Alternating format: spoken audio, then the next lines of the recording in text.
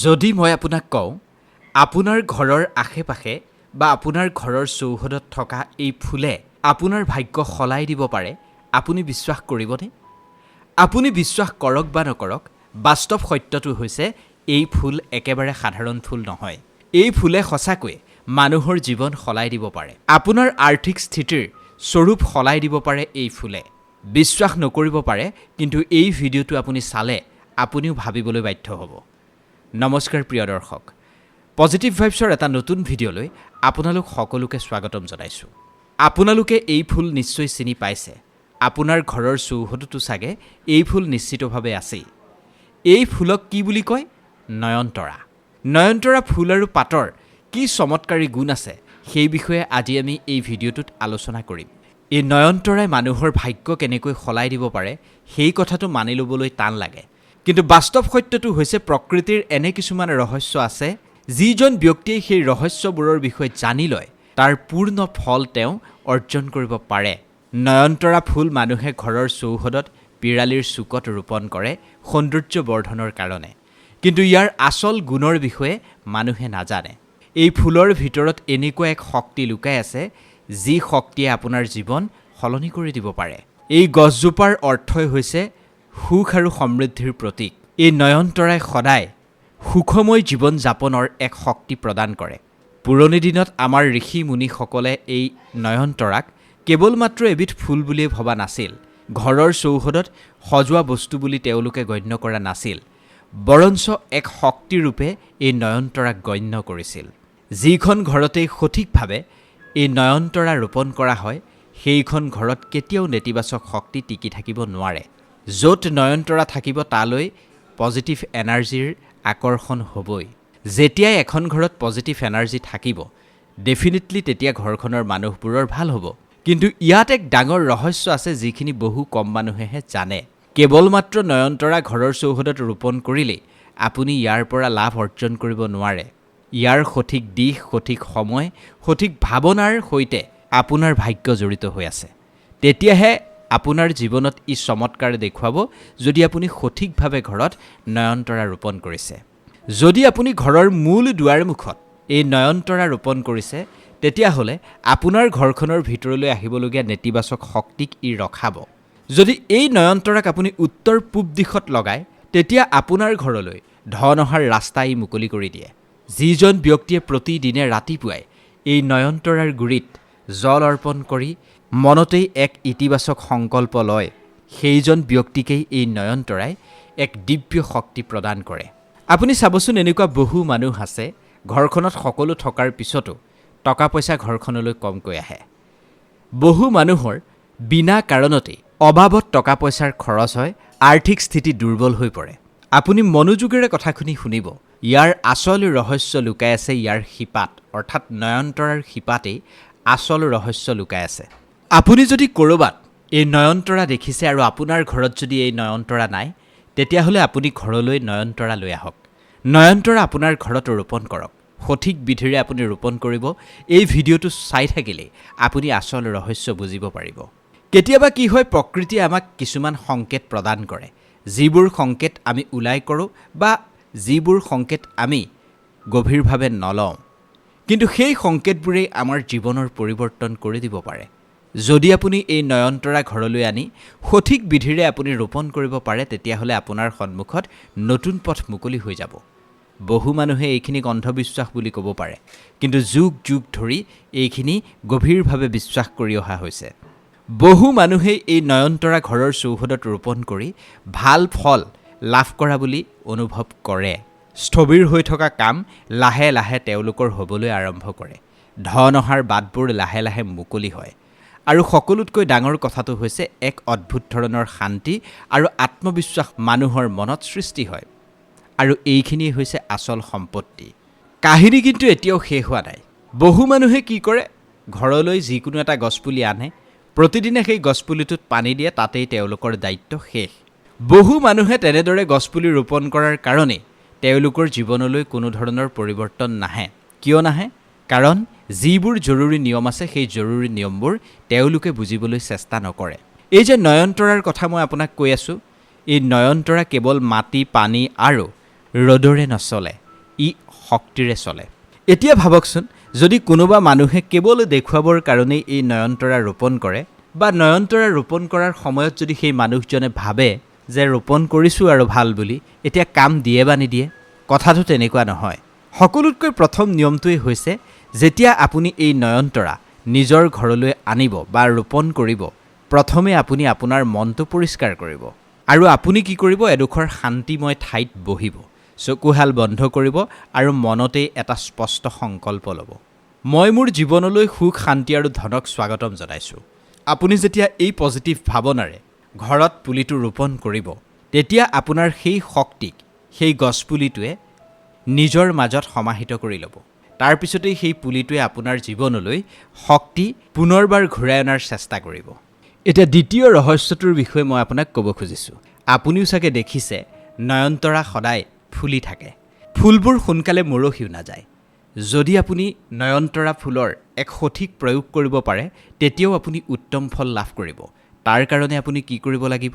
শুকুৰবাৰৰ দিনা ৰাতিপুৱা যদি এই নয়নতৰাৰ পাঁচপাহ ফুল আপুনি ছিঙি আনি খুব ধুনীয়াকৈ পৰিষ্কাৰ কৰি পানী ছটিয়াই ভগৱানৰ সন্মুখত আপুনি অৰ্পণ কৰি ধনৰ সৈতে জড়িত যিবোৰ সমস্যা আছে, সেই সমস্যাবোৰ যদি আপুনি মনতেই আওৰাই ভগৱানক প্ৰাৰ্থনা কৰে, তেতিয়াহ'লে এই প্ৰক্ৰিয়াটোৱে আপোনাৰ মন আৰু ব্ৰহ্মাণ্ডৰ মাজত এক পোনপটীয়া সম্পৰ্কৰ সৃষ্টি কৰিব। লাহে লাহে আপুনি নিজেই অনুভৱ কৰিব, আপোনাৰ স্থবিৰ হৈ থকা কামবোৰ হ'বলৈ আৰম্ভ কৰিছে। তৃতীয় আৰু আটাইতকৈ গুপ্ত নিয়মটো বহু কম সংখ্যক মানুহেহে জানে। যদি কোনোবা দিনা, বিশেষকৈ অমাৱস্যা বা পূৰ্ণিমাৰ ৰাতি, আপুনি এই নয়নতৰাৰ ওচৰত যদি এগছি চাকি জ্বলায় আৰু কিছু সময়ৰ কাৰণে শান্তভাৱে বহি কেৱল যদি আপুনি আপোনাৰ উশাহৰ প্ৰতি ধ্যান দিয়ে, তেতিয়াই সেইখিনি সময়ত এই নয়নতৰাই আপোনাৰ শক্তি বহু বেছি গুণ বঢ়াই দিব। কাৰণ এইকেইটা দিনত প্ৰকৃতিৰ শক্তি পূৰ্বতকৈও বহুত বেছি সক্ৰিয় হৈ থাকে। আৰু যেতিয়া আপোনাৰ শক্তি আৰু সেই নয়নতৰাৰ শক্তি একেলগে মিলিত হ'ব, তাৰ প্ৰভাৱ আপুনি খুব দ্ৰুতগতিত দেখিবলৈ পাব। কিন্তু এইখিনিতেই এটা ভুল বহু মানুহে কৰি পেলায়। তেওঁলোকক জলদি, খুব সোনকালে ৰিজাল্ট লাগে। চাওক, এয়া কোনো যাদু নহয়, এয়া কোনো তন্ত্ৰ মন্ত্ৰ প্ৰক্ৰিয়া নহয়। এয়া এনেকুৱা এক প্ৰক্ৰিয়া, যি প্ৰক্ৰিয়াৰে আপুনি ভগৱান বা প্ৰকৃতিৰ সৈতে কানেক্ট হ'ব পাৰিছে। যেনে ধৰক, আজি আপুনি এটা বীজ ৰোপণ কৰিছে, তাৰ পৰা গছডাল হ'বলৈ কিছু সময় লাগিব বা ফলটো পাবলৈ কিছু সময় লাগিব। এই শক্তিও তেনেকুৱাই। ইয়াৰ প্ৰভাৱ আপুনি দেখিবৰ কাৰণে কিছু সময়ৰ প্ৰয়োজন হ'ব। কিন্তু যদি আপুনি প্ৰতিদিনে বিশ্বাস আৰু আস্থাৰে সঠিক পদ্ধতিৰে এইখিনি কৰি থাকিব পাৰে, তাৰ পৰিণাম কিন্তু আপুনি খুব সোনকালেই পাব। আৰু এটা গুৰুত্বপূৰ্ণ কথা মই আপোনাক এইখিনিতে কৈ থ'ব খুজিছোঁ। যদি আপোনাৰ ঘৰৰ সন্মুখত থকা এই নয়নতৰা কেনেবাকৈ গছডালৰ সৈতে শুকাই গৈছে, তেতিয়াহ'লে ভুলতো আপুনি মনোযোগ নিদিয়াকৈ নাথাকিব। কেতিয়াবা প্ৰকৃতিয়ে আমাক কিছুমান সংকেত দিয়ে, যিখিনি নেতিবাচক শক্তিৰ আগমনৰ কাৰণ হৈ পৰে। যদি নয়নতৰা কেতিয়াবা শুকাই গৈছে, খুব সা-সন্মানেৰে কোনোবা পৰিষ্কাৰ ঠাইত আপুনি সেই নয়নতৰাজোপা পুতি পেলাওক। আৰু সেইজোপা নয়নতৰাৰ স্থানত আপুনি ঘৰৰ চৌহদত এজোপা নতুন নয়নতৰা ৰোপণ কৰক। তেতিয়া কি হ'ব? আপোনাৰ ঘৰখনৰ শক্তি পুনৰ সন্তুলিত হ'ব। আপুনি চাগে নিশ্চয় ইমানখিনিলৈকে বুজিব পাৰিছে, এই নয়নতৰা একেবাৰে সাধাৰণ নহয়। নয়নতৰা এনেকুৱা এক মাধ্যম, যি আপোনাৰ মানসিকতা, আপোনাৰ ভাৱনাক প্ৰকৃতিৰ শক্তিৰ সৈতে যুক্ত কৰে। আৰু যেতিয়া এই তিনিওটা একেলগে মিলি যায়, তেতিয়াই জীৱনৰ পৰিৱৰ্তন হয়। আৰু এটা কিন্তু সৰু কথা এতিয়াও বাকী আছে। যদি আপুনি এই সৰু কথাটো বুজি ল'ব পাৰে, তেতিয়াহ'লে এই প্ৰক্ৰিয়াটো আৰু ক্ষিপ্ৰগতিৰে আগুৱাব। আপুনিও চাগে দেখিছে, বহু মানুহে খুব বেছি পৰিশ্ৰম কৰে, সকলোবোৰ সঠিকভাৱে কৰিব খোজে, কিন্তু তাৰ পিছতো তেওঁলোকৰ হাতলৈ ধন আহে যদিও তেওঁলোকে সঞ্চয় কৰিব নোৱাৰে। আৰু আমাৰ সমাজতে এনেকুৱা এচাম মানুহ আছে, যি অলপমান সংগ্ৰাম কৰিয়েই দুপে আগুৱাই যায়। ইয়াৰ আচল কাৰণ কিন্তু পৰিশ্ৰম নহয়।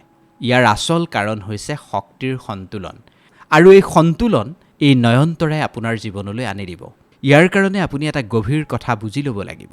কেৱল মাত্ৰ গছপুলিটোত পানী দিয়া, চাকি জ্বলোৱা, এইখিনি যথেষ্ট নহয়। আপুনি সেই গছপুলিটোৰ সৈতে এটা সম্পৰ্ক বনাই ল'ব লাগিব। হয়, সম্পৰ্ক গঢ়িব লাগিব। এতিয়া চাগে আপুনি নিশ্চয় ভাবিছে, গছপুলিটোৰ সৈতে আকৌ মই কেনেকৈ সম্পৰ্ক বনাম? কিন্তু এইখিনিতে আচল কথাখিনি সোমাই আছে। যেতিয়াই আপুনি ৰাতিপুৱা এই গছপুলিটোৰ কাষলৈ আহিব, কেৱল মাত্ৰ পানীখিনি ঢালি পুনৰ উভতি নাযাব। কিছু সময়ৰ কাৰণে পুলিটোৰ কাষত আপুনি ৰ'ব, পুলিটোক অলপ ভালদৰে চাব, মনতেই ধন্যবাদ দিব। কাৰণ এয়া প্ৰকৃতি নহয় জানো? ধন্যবাদৰ যি ভাৱনা, এয়াই হৈছে শক্তিশালী শক্তি। যেতিয়া আপুনি কৃতজ্ঞতাৰ ভাৱটো অনুভৱ কৰিব, তেতিয়াই আপোনাৰ ভিতৰত থকা নেতিবাচক শক্তিখিনি নিজে নিজেই নোহোৱা হ'ব। আৰু যেতিয়াই আপোনাৰ ভিতৰত শক্তিৰ পৰিৱৰ্তন হ'ব, তেতিয়াই আপোনাৰ বাহ্যিক পৰিস্থিতিও সলনি হ'বলৈ ধৰিব। আৰু এটা গুৰুত্বপূৰ্ণ নিয়ম এই নয়নতৰাৰ সৈতে জড়িত, সেইটোও আপোনাক কৈ থৈছোঁ, আপুনি এই কথাটোও মন দিব। কেতিয়াও লেতেৰা, অব্যৱস্থাপনা স্থানত এই নয়নতৰা ৰোপণ নকৰিব। যদি আপুনি বিচাৰে এই নয়নতৰাই আপোনাৰ জীৱনলৈ সমৃদ্ধি আনক, তেতিয়াহ'লে সদায় পৰিষ্কাৰ আৰু শান্ত ঠাইতহে এই নয়নতৰা ৰোপণ কৰিব। কাৰণ য'তেই লেতেৰা থাকে, তাতেই নেতিবাচক শক্তিৰ বৃদ্ধি হয়, আৰু নেতিবাচক শক্তিয়ে এই গছজোপাৰ শক্তিক কমজোৰ কৰি পেলায়। আৰু এটা গুপ্ত প্ৰক্ৰিয়াৰ বিষয়ে মই এইখিনিতে ক'ব খুজিছোঁ। যদি আপোনাৰ হাতলৈ ধন অহাৰ পথবোৰ মুকলি হোৱাটো আপুনি বিচাৰে, তেতিয়া দেওবাৰ বা শুকুৰবাৰে এই গছজোপাৰ কাষত সামান্য থিয় হৈ আপোনাৰ লক্ষ্য জোৰেৰে উচ্চাৰণ কৰক। যদি আপুনি আৰ্থিক ৰূপত শক্তিশালী হ'ব খুজিছে, বা জীৱনত যদি আপোনাৰ হাতলৈ ধন অহাৰ পথ মুকলি হোৱাটো বিচাৰিছে, বা বেলেগ যদি আপোনাৰ কিবা মনোকামনা আছে, সেইখিনিক আপুনি জোৰেৰে উচ্চাৰণ কৰক। এইটো শুনাত সাধাৰণ যেন লাগে, কিন্তু ইয়াৰ প্ৰভাৱ বহুত বেছি গভীৰ। কাৰণ যেতিয়া আপুনি নিজৰ লক্ষ্যক শব্দৰে ব্যক্ত কৰিব, তেতিয়াই সেইখিনি শক্তিৰ ৰূপত ব্ৰহ্মাণ্ডত বিয়পি পৰিব, আৰু সেই শক্তিয়ে পুনৰবাৰ আপোনাৰ জীৱনলৈ পৰিস্থিতিৰ ৰূপত আহিবলৈ ধৰিব। আৰু এটা কথা মই ক'ব খুজিছোঁ, যিখিনি বহুত কম মানুহেহে জানে বা বুজে। যদি আপোনাৰ ঘৰত বহুত বেছি ধন টকা পইচাৰ সমস্যা হৈছে, বাৰে বাৰে যদি এই সমস্যা হৈছে, বা হঠাতে যদি আপোনাৰ খা খৰচ বাঢ়ি গৈছে, ইয়াৰ অৰ্থ কেৱল আৰ্থিক সমস্যা নহয়, এয়া শক্তিৰ অসন্তুলন। এনেকুৱাত এই নয়নতৰাই আপোনাৰ জীৱনলৈ সন্তুলন আনি দিব। সন্তুলনৰ কাম কৰে এই নয়নতৰাই। কিন্তু ইয়াৰ বাবে আপুনি এটা সৰু উপায় কৰিব লাগিব। প্ৰতি মঙলবাৰ আৰু শনিবাৰে সেই গছজোপাৰ মানে নয়নতৰাৰ গুৰিৰ পৰা অকণমান মাটি আনি নিজৰ আপুনিৰ মাথাত তুলি ল'ব, শিৰত তুলি ল'ব। এয়া কোনো ধাৰ্মিক ক্ৰিয়া নহয়, এয়া হৈছে এক শক্তিৰ সৈতে সম্পৰ্ক। এইখিনিয়ে আপোনাৰ শৰীৰ আৰু প্ৰকৃতিৰ মাজত এক পোনপটীয়া সম্পৰ্ক গঢ়ি তুলিব, আৰু এই সম্পৰ্কৰ সাকোডালেই আপোনাৰ ভিতৰত যিবোৰ স্থবিৰতা আছে, সেইখিনি লাহে লাহে নোহোৱা কৰিব। আৰু এটা বহুত বেছি বিশেষ সংকেত আছে, যিটোৰ বিষয়ে মই এতিয়া আপোনাক ক'ম। যদি আপুনি ঘৰত নয়নতৰা ৰোপণ কৰিছে আৰু সেই পুলিটো যদি খুব সোনকালে বাঢ়ি গৈছে, আৰু সেই পুলিটোৰ পৰা যদি বহুত বেছি ফুল ওলাই গৈছে, তেতিয়াহ'লে আপুনি বুজি লওক আপোনাৰ জীৱনত ইতিবাচক পৰিৱৰ্তন হ'বলৈ গৈ আছে। এয়া এনেকুৱা এক সংকেত, যি আপোনাৰ শক্তিক সঠিক দিশেৰে লৈ যাব। এনেকুৱা সময়ত আপুনি আৰু মনোযোগেৰে নিজৰ বিচাৰধাৰা, নিজৰ শব্দ, নিজৰ আচাৰ ব্যৱহাৰ, এই সকলোবোৰত গুৰুত্ব দিব, কাৰণ আপুনি যি বিচাৰিব সেইখিনিয়ে আপোনাৰ হাতলৈ আহিব। আৰু যদি এনেকুৱা হয় আপুনি নয়নতৰাজোপা ৰোপণ কৰিছে আৰু নয়নতৰাজোপা ভালদৰে বঢ়া নাই, বাৰে বাৰে নয়নতৰাজোপা মৰি গৈছে, তেতিয়াও কিন্তু আপুনি চিন্তা কৰাৰ কোনো কাৰণ নাই। ইয়াৰ অৰ্থ হৈছে আপোনাৰ আশে পাশে যি বাতাবৰণ আছে, সেই বাতাবৰণত শক্তিৰ সন্তুলন আৰু প্ৰয়োজন আছে। এনেকুৱাত আপুনি কি কৰিব, নিজৰ যিবোৰ অভ্যাস, সেই অভ্যাসবোৰত মনোযোগ দিব। ঘৰত যদি হাই কাজিয়া হৈ আছে, সেইবোৰ নকৰিব। নেতিবাচক কথা বতৰাৰ প্ৰতি আপুনি গুৰুত্ব নিদিব, মানসিক চাপ নল'ব। এই নেতিবাচক কথা বতৰাবোৰে এই নয়নতৰাৰ শক্তিক প্ৰভাৱিত কৰে, যাৰ ফলত সেই গছজোপাৰ শক্তি বহুত বেছি দুৰ্বল হৈ পৰে।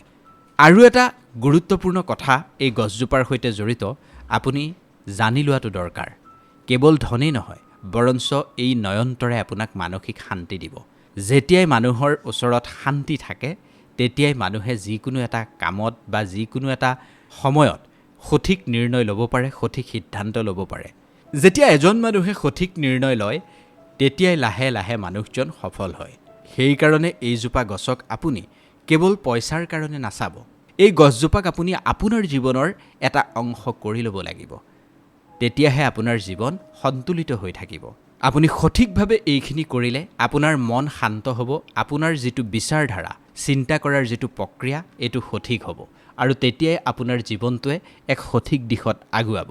শেষত আৰু এটা শক্তিশালী কথা, যদি আপুনি এইখিনি ভালদৰে বুজি ল'ব পাৰে, তেতিয়া এইখিনি কোনো যাদুকৰী প্ৰভাৱ নহয়, কেৱল মাত্ৰ এই নয়নতৰা এক মাধ্যম, যি আপোনাৰ অভ্যন্তৰৰ শক্তি বৃদ্ধি কৰাত সহায় কৰে। যদি আপোনাৰ মনত বহুত বেছি ভয় আছে, শংকা আছে, টেনশ্যন আছে, তেতিয়াও এই নয়নতৰাই আপোনাৰ সেইখিনি বঢ়াই দিব পাৰে। আৰু যদি আপোনাৰ মনত বিশ্বাস আছে, স্পষ্টতা আছে, ইতিবাচক চিন্তা আছে, সেইখিনিকো কিন্তু এই নয়নতৰাই বহু ওপৰলৈকে লৈ যাব পাৰে। এতিয়া এই ভিডিঅ'টো চোৱাৰ পিছতো বহুজনে ক'ব, আমিও দেখোন ঘৰত নয়নতৰা ৰোপণ কৰিছোঁ, কিন্তু আমাৰ দেখোন কামেই নিদিয়ে। বহুতে ক'ব মোৰ কাম দিছে। আচলতে আপোনাৰ মানসিকতাৰ ওপৰতেই গোটেইখিনি নিৰ্ভৰ কৰিব। মই যে ক'লোঁ, আপোনাৰ অভ্যন্তৰত যদি অনবৰতেই ভয়, শংকা, নেতিবাচক বিচাৰধাৰা এইবোৰ আছে, তেতিয়া নয়নতৰা ৰোপণ কৰিলে নয়নতৰাই সেই শক্তিও কিন্তু আপোনাৰ বঢ়াই দিব পাৰে। কিন্তু যদি আপোনাৰ মনত বিশ্বাস আছে, স্পষ্টতা আছে, ইতিবাচক শক্তি আছে, চিন্তা আছে, তেতিয়াও কিন্তু এই নয়নতৰাই বঢ়াই দিব। গতিকে আপোনাৰ কথা, আপুনি কোনটো বঢ়াব বিচাৰিছে। কাৰণ আচল পাৰ্থক্য সেই গছজোপাত নাই, পাৰ্থক্যটো আছে আপোনাৰ মানসিকতাত। বহু মানুহে কিছুমান ভুল কৰে। ধনটোক বস্তুৰূপে গণ্য কৰে। ধন কোনো বস্তু নহয়, ই এক পৰিণাম। কিহৰ পৰিণাম? আপোনাৰ চিন্তাধাৰাৰ, আপোনাৰ নিৰ্ণয়ৰ, আপোনাৰ অভ্যাসৰ। যদি আপুনি কেৱল গছজোপা ৰোপণ কৰি আশা কৰি থাকে মোৰ জীৱনটো সলনি হ'ব, মোৰ হাতলৈ পইচা আহিব, তেতিয়াহ'লে এয়া আপোনাৰ কাৰণে মূৰ্খামি হ'ব। যদি আপুনি সেই গছজোপা ৰোপণ কৰি সেইখিনিক এক সংকেত বুলি গণ্য কৰি নিজৰ জীৱনটো অনুশাসনত চলে, নিজৰ খা খৰচত যদি নিয়ন্ত্ৰণ কৰে, সঠিক সিদ্ধান্ত লয়, ইতিবাচক চিন্তাৰে যদি আপুনি আগবাঢ়ে, তেতিয়াহ'লে সেইজোপা গছে আপোনাক সম্পূৰ্ণ ছাপোৰ্ট দিব। সেই নয়নতৰা জোপাই আপোনাক প্ৰতিদিনে মনত পেলাব যে আপুনি আপোনাৰ জীৱনটো সলাব বিচাৰিছে। আৰু এটা গভীৰ কথা মই আপোনাক ক'ব খুজিছোঁ। যেতিয়াই আপুনি এই নয়নতৰা জোপাৰ কাষলৈ যাব, ৰাতিপুৱা যেতিয়া আপুনি পানী দিব, ধ্যান কৰিব, সংকল্প ল'ব, আৰু নিজৰ মন মগজু যেতিয়া এটা বেলেগ দিশেৰে আপুনি লৈ যাবলৈ চেষ্টা কৰিব, তেতিয়াই আপোনাৰ মনটোৱে সেই পথটো বিচৰা আৰম্ভ কৰিব। এটা নতুন সুযোগ, নতুন চিন্তা, এটা নতুন বস্তু, নতুনভাৱে আপোনাৰ যেতিয়া মনটোৱে কাম কৰিব, তেতিয়াই আপোনাৰ জীৱনটো সলনি হ'ব, আপুনি আৰ্থিক ৰূপত মজবুত হ'ব। কোনো এটা গছপুলিয়ে, কোনো এটা উপায়ে আপোনাক পোনপটীয়াকৈ ধন টকা পইচা নিদিয়ে। সেইখিনিয়ে আপোনাক সহায় কৰিব যাতে আপুনি জীৱনটো সঠিক দিশেৰে আগুৱাই নিব পাৰে। এইখিনিয়ে হৈছে আচল চমৎকাৰ। এই নয়নতৰাই আপোনাক অনুশাসন শিকাব, মিতব্যয়িতা শিকাব, আৰু সকলোতকৈ প্ৰয়োজনীয় যিটো বস্তু সেয়া হৈছে ধৈৰ্য ধৰিবলৈ শিকাব। আৰু এইখিনি যেতিয়া কোনো এজন ব্যক্তিৰ মাজত আহি যাব, সেই ব্যক্তিজন সফল হোৱাত কোনেও বাধা দি ৰাখিব নোৱাৰে। গতিকে ঘৰত যদি নয়নতৰা আছে, আমি কোৱা কথাখিনি আপুনি মন দিব, নিশ্চিতভাৱে আপুনি ইয়াৰ পৰা উত্তম ফলেই লাভ কৰিব। ভিডিঅ'টো সন্দৰ্ভত আপোনাৰ মতামত আমাক জনাব, কোন স্থানৰ পৰা ভিডিঅ'টো চাই আছে সেইখিনিও জনাব, আৰু যিমান পাৰে সিমান এই ভিডিঅ'টো শ্বেয়াৰ কৰি দিব। ধন্যবাদ।